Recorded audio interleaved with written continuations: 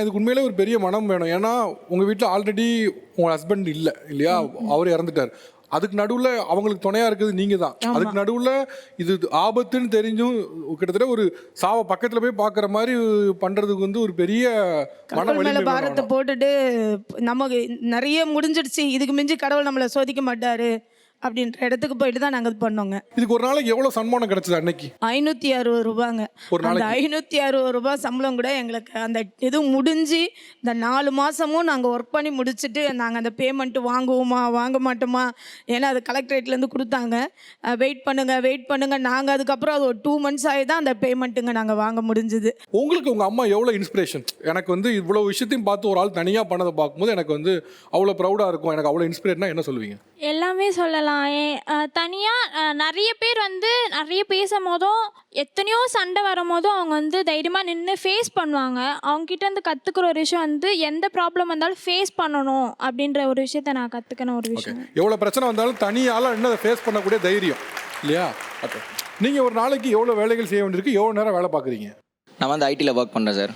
College படிக்கிறப்பே வந்து catering போயிருக்கேன் sir. Poonamallee, Ambattur மாதிரி கேட்ரிங்லாம் போனால் ஒரு நாளைக்கு 300 ரூபா தருவாங்க. அப்புறம் மார்னிங் வந்து நியூஸ் பேப்பர்லாம் போடுறேன் சார். இப்போ வந்து 2026 தான் அந்த இந்த பிஸ்னஸ்லேயே வந்து நம்ம ஏன் சொந்தமாக எடுத்து பண்ணக்கூடாதுன்னு சொல்லிட்டு ஏஜென்சி எடுத்து நானே வந்து மேனேஜ் பண்ணி நியூஸ் பேப்பர் பண்ணுறேன். ஓகே. ஸோ அது இல்லாமல் ஆஃபீஸ் டைமிங் வந்து நமக்கு வந்து 1 to 10. இப்போ மாதம் எவ்வளோ, இப்போ இதில் இவ்வளோ வேலை பார்க்குறேன், எவ்வளோ சம்பாதிக்க முடியுது ஆக்சுவலாக இவ்வளோ பண்ணுறதுனால? ஆக்சுவலாக ஐடியில் இல்லாமல் கூட ஒரு எக்ஸ்ட்ரா ஒரு 30 கிடைக்குது சார்.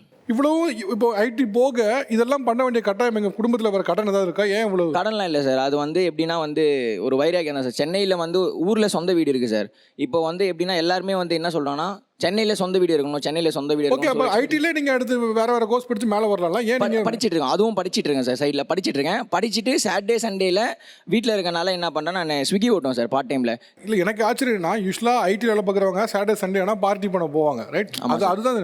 பட் சாட்டர்டே சண்டே ஆனால் அது ஒரு நியூஸ் பேப்பர் போடுறதுக்கும் இல்லை வந்து ஃபுட் டெலிவரியில் போய் ஃபுட் டெலிவரி பண்ணுறதுக்கும் வந்து ஆச்சரியமாக இருக்குது. அந்தளவுக்கு வந்து உங்களுக்கு இங்கே ஷைன் ஆகணும் அப்படிங்கிற மெயின் ஏக்கம் இல்லையா? கண்டிப்பாக சார். லைஃப்பில் எதனா ஒன்று சாதிக்கணும் அப்படின்றது தான் ஒரு வெறி தான் சார், வேறு ஒன்றும் இல்லை. இது எனக்கு மட்டும் இல்லை சார். நம்ம தமிழ்நாட்டில் பார்த்தீங்கன்னா எவ்வளோ தான் டெக்னாலஜி சயின்ஸ் வளர்ந்தாலுமே துப்புரவு பணியாளர் இருந்து எல்லாருக்குமே இந்த பிரச்சனை இருக்குது. சாக்கடை க்ளீன் பண்ணும்போது க்ளவுஸ் எது ப்ராப்பராக கொடுத்தாலுமே அவங்க உள்ளே இறங்க வேண்டிய ஒரு கட்டாயம் வருது. இறங்கி தான் செய்கிறாங்க. அங்கங்கே விஷவாயு தாக்கியுமே இறந்துட்டு இருக்கிறாங்க. எங்கள் ஊரில் கூட ரீசெண்டாக பொறுத்த விஷவாயு தாக்கி இறங்கினாங்க. நம்ம கவர்மெண்ட் இதுக்கு ப்ராப்பராக ஏதோ ஒன்று பண்ணால் எங்களை மாதிரி பொழப்புக்காக போய் அதில் குடும்பமே வீணாக போகாமல் இதில் நிறையா காப்பாற்றலாம் சார். அது வந்து இந்த இடத்துல நான் சொல்லிக்க ஆசைப்பட்றேன். ஃபேமிலிக்காக தான் இதை பண்ணுறோம்.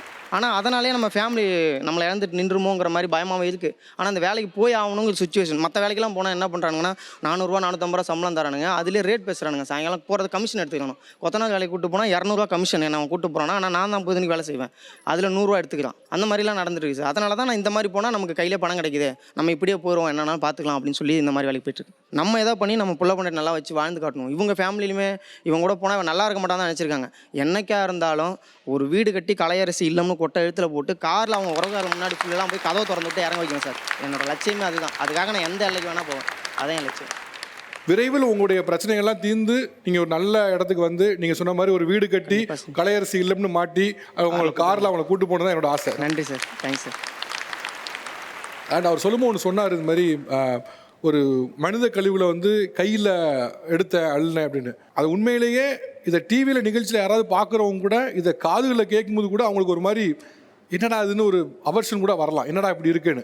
ஆனால் அதை தாண்டி இன்றைக்கி வந்து அவர் அதை செஞ்சுருக்காருங்கப்போ நமக்கு மனசு ரொம்ப வலிக்குது. பட் இட்ஸ் ஹை டைம் இதை வந்து ஸ்டாப் பண்ணுறதுக்கு. நம்மக்கிட்ட சட்டங்களில் பேப்பர்களில் இருக்குது, மனித கழிவில் மனிதர்களே அள்ளக்கூடாது, அந்த அவலம் நீக்க வேண்டும், அது குற்றம் அப்படின்லாம் வந்து பேப்பரில் இருக்குது. ஆனால் நடைமுறையில் இருக்கான்னு கேட்டால் இல்லை.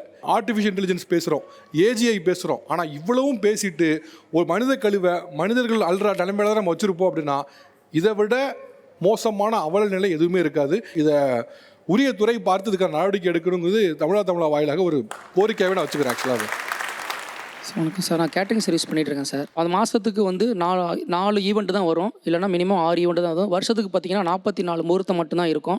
இந்த ஒரு நாளைக்கு கேட்டரிங் போயிட்டு வந்ததுக்கப்புறம் காலையில் ஜிம்முக்கு ட்ரைனராக போகிறேன் சார். 4:30 மணிக்கு எந்திரிச்சு வீட்டில் சமைச்சு வச்சுட்டு பாப்பா யூனிஃபார்ம் அயன் பண்ணி வச்சுட்டு 5:30 மணிக்கு ட்ரைனராக டியூட்டி ஜாயின் பண்ணிடுவேன் சார். 9 மணிக்கு அங்கே இருப்பேன் சார். 9 மணிக்கு வீட்டுக்கு வந்ததுக்கப்புறம் ஓலா ஆட்டோ போட்டு ஓட்டிகிட்டு இருக்கேன் சார். அந்த சவாரி கிடைக்காத அப்படின்னா கட்டட வேலைக்கு போவோம் சார். ஒரு இடத்துல நிற்போம், எல்லோரும் சேர்ந்து ஒரு இடத்துல போய் நிற்போம். அங்கே வந்து ஒரு ஆள் யாராவது ஒரு பைக்லேயோ கார்லேயோ வந்து கூப்பிடுவாங்க, என்ன வேலைக்கு வாங்கன்னு சொல்லி கூப்பிடுவாங்க. நம்ம என்ன வேலைக்குன்னு கேட்டால் நம்மளை யாரும் கூப்பிட மாட்டாங்க. நம்ம இங்கேருந்து போவோம், ஒரு வேலைக்குன்னு போவோம், சம்பளம் ஃபிக்ஸ் பண்ணிடுவாங்க, 700 சம்பளம் 800 சம்பளம்னு சொல்லிட்டு போவோம். ஒரு டைம் பார்த்தீங்கன்னா 1000 கல் தூக்க விட்டாங்க சார், என்ன ஒரு ஆளாகவே.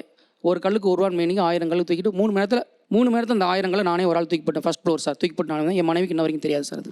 இங்கே பார்த்தீங்கன்னா நிறைய பேர் நிறைய வேலைகள் பார்த்துருவாங்க, நல்லா படிச்சிருந்தாலும் கூட வேறு வேலைகளுக்காக செஞ்சு தான் குடும்பத்தை ரன் பண்ண வேண்டி இருக்குங்கிறாங்க.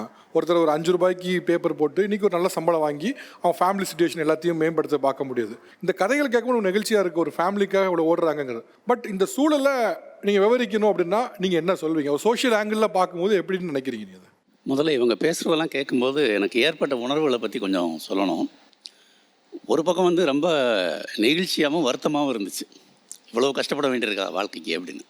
இன்னொரு பக்கம் கொஞ்சம் நம்பிக்கையாகவும் ஆறுதலாகவும் இருந்துச்சு. ஏன்னா ஒரு பெரிய அன்பை நான் பார்த்தேன் இந்த குடும்பத்துக்காக அவங்க பண்ணுறதும், அதுக்கு இவங்க ரெசிப்ரோகேட் பண்ணுறதும் ஒரு பெரிய பேரன்பு தான் அது. அதில் கொஞ்சம் கூட சுயநலம் இல்லை அப்படின்றது ரொம்ப ரொம்ப முக்கியமான விஷயம். இந்த காலகட்டத்தில் இந்த வெர்ச்சூஸ் ரொம்ப அடிப்படையான ஒரு நம்ம மெல்ல மெல்ல இழந்துக்கிட்டு இருக்கிற ஒரு வேல்யூஸை இந்த ஷோவில் இவங்க வெளிப்படுத்தினாங்க. அது ஒரு நெகிழ்ச்சியான விஷயம். பட் சமூக சூழல் பார்க்கும்போது எனக்கு உண்மையிலேயே வந்து ரொம்ப வேதனையாக இருந்தது. என்னென்னா, முதல்ல ஒருத்தவங்க பேசினாங்க இல்லையா, கிட்டத்தட்ட ஒரு நாளைக்கு நான் காலையில் ஒரு வேளை தான் சாப்பிடுவேன், அது தவிர என்னுடைய தூக்கங்கிறது ஒரு 3-4 மணி நேரம் அப்படின்னு சொல்லிட்டு அவங்க அதுக்கான காரணங்களை சொல்கிறாங்க. வீடு கட்டினதுக்கு கடன், வருஷத்துக்கு 30 லட்சம் கடன் இருக்குது, வருஷத்துக்கு வட்டி எவ்வளவாது அப்படின்னு சொல்கிறாங்க. இன்னொருத்தர் பேப்பர் போட ஆரம்பிக்கிறார், 5 அக்காக்களுக்காக பேப்பர் போட ஆரம்பிக்கிறாரு, ஒரு இடத்துக்கு வராரு. எல்லாருமே கடினமாக உழைக்க தயாராக இருக்காங்க, கடினமாக உழைக்கவும் செய்கிறாங்க, தங்களுடைய உடல்நலத்தையும் மனநலத்தையும் பொருட்படுத்தாமல் உழைக்கிறாங்க. ஆனால் அதுக்கான ரிட்டர்ன்ஸ் வந்து ரொம்ப ரொம்ப மீனியலாக இருக்குது, ரொம்ப குறைச்சலாக இருக்குது. இது வந்து நமக்கு சமூகத்தில் நிலவக்கூடிய ஒரு மிகப்பெரிய ஒரு பொருளாதார ஏற்றத்தாழ்வு நமக்கு தெரியுது. ஆனால் இதை மீறி ஜெயிச்சுக்கிட்டு இருக்காங்கிற ஒரு நம்பிக்கையான விஷயம். அந்த வெற்றிக்கு கொடுக்குற விலை இருக்கு இல்லையா, அதுதான் ரொம்ப பெயின்ஃபுல்லாக இருக்குது எனக்கு. என்னென்னா, இவ்வளவு விலை கொடுத்து ஒரு வெற்றி அடையணுமா அப்படின்றது ஒரு முக்கியமான பாயிண்ட். எனக்கு இன்னொரு முக்கியமான ஒரு விஷயம் தோணுச்சு. ஒரு ஃபிலாசபிக்கலாக யோசிச்சு பாருங்கள், ஹியூமன் லைஃப்பில் நமக்கு அடிப்படையான தேவை என்ன? மனித வாழ்க்கைக்கு ஒரு மனிதனுக்கு, ஒரு இண்டிவிஜுவலுக்கு என்ன வேணும்? ரொம்ப முக்கியமானதுன்னு நான் 2-3 விஷயத்தை தான் நினைக்கிறேன். ஒன்று வந்து மனநலம், உடல்நலம், தவிர தேவையான அடிப்படையான வசதிகள். இந்த மனநலமும் உடல்நலமும் இருந்தால் மட்டும்தான் ஒரு வாழ்க்கை முழுமையடையும். ஆனால் இங்கே பேசின பல பேரும் அவங்க ஏதோ ஒன்று நோக்கி ஓடிக்கிட்டே இருக்காங்க, ஆனால் அவங்க மனநலத்தையும் பொருட்படுத்தலை, உடல்நலத்தையும் பொருட்படுத்தலை. அது வந்து மிகப்பெரிய இழப்பு. ஸோ ஒரு இடத்துல நின்று நிதானித்து நம்ம என்ன பண்ணிகிட்ருக்கோம் அப்படிங்கிறத ரியலைஸ் பண்ணணும் அப்படின்னு தோணுது எனக்கு. ஒரு எழுத்தாளராக இப்போ இவங்க பண்ணக்கூடிய தியாகத்தை எப்படி பார்க்க நினைக்கிறேன்? ஏன்னா இப்போ இவங்க வந்து அந்த தியாகத்தை குடும்பத்துக்காக பண்ணுறாங்க, பட் நம்ம வந்து அந்த குடும்பத்தை தாண்டி அவங்களையும் பார்க்க வேண்டியிருக்குல்ல. ஸோ உங்கள் பார்வையில் இவர்கள் செய்யக்கூடிய தியாகம், குடும்பத்திற்காக செய்யக்கூடிய இந்த தியாகத்தை நீங்கள் எப்படி பார்க்குறீங்க? இதுக்கு ரொம்ப நேரடியாக பிளாக் அண்ட் ஒயிட்டாக பதில் சொல்ல முடியாது, கொஞ்சம் முன்ன பின்ன தான் சொல்லி ஆகணும். ஒரு விதத்தில் மதிக்கத்தக்கது தான். இன்னொரு விஷயத்தில் அது மேலே கடுமையான விமர்சனமாக இருக்குது.